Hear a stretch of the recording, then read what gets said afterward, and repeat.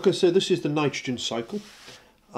Again, since it's a cycle, we're going to have a kind of circular theme to it. It's all about getting nitrogen gas, N2, into the chemical compounds called nitrates. What are nitrates? Well, it's a compound that contains nitrogen and 3 oxygens.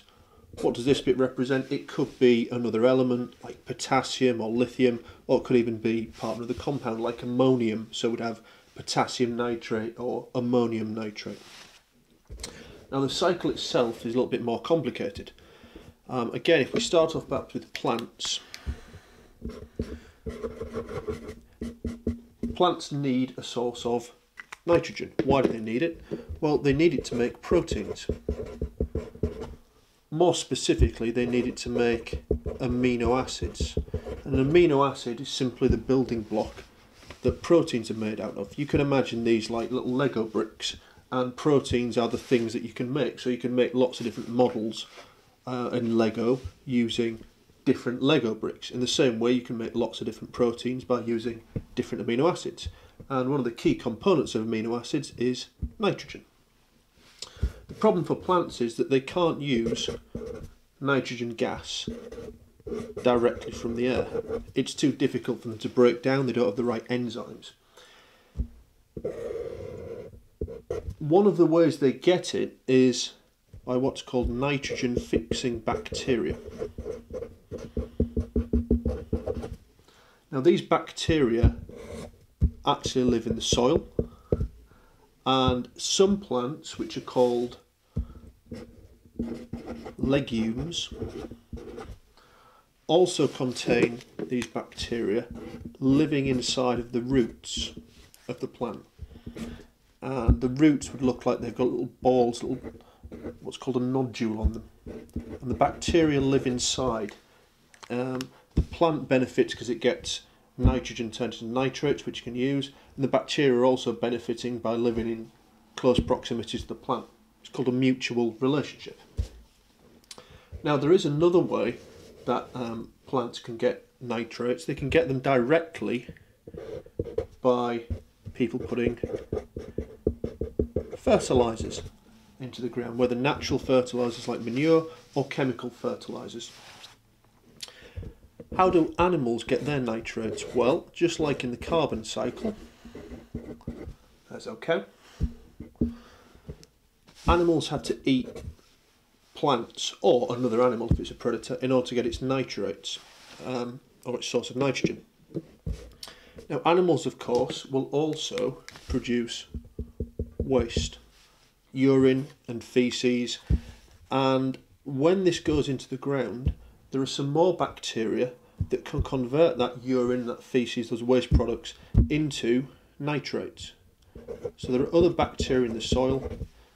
It's called nitrifying or nitrifying bacteria that convert urine into nitrates, which can then be absorbed by plants. So there's another source of nitrates. Of course, plants and animals eventually will die. Their dead bodies will decompose and break down, also releasing some of these nitrogen compounds back into the soil, which can again be absorbed by the plant. What's the other side of the cycle? Well, we also have some more bacteria living in the soil, which are called denitrifying bacteria, and these convert nitrates back into atmospheric nitrogen. So we have these 3 different bacteria here. We've got nitrogen fixing, and we've got nitrifying,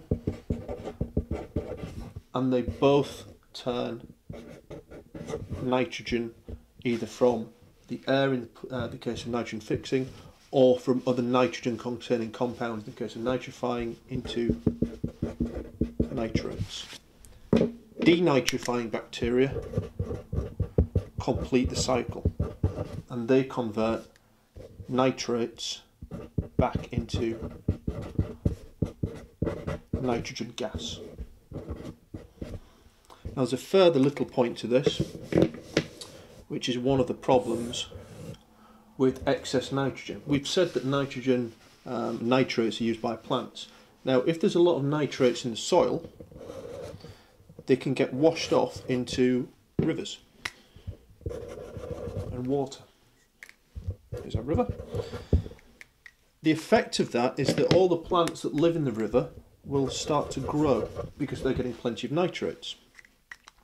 The problem with this is that eventually these plants are going to die and they're going to rot and decompose under the action of bacteria that will decompose those plants.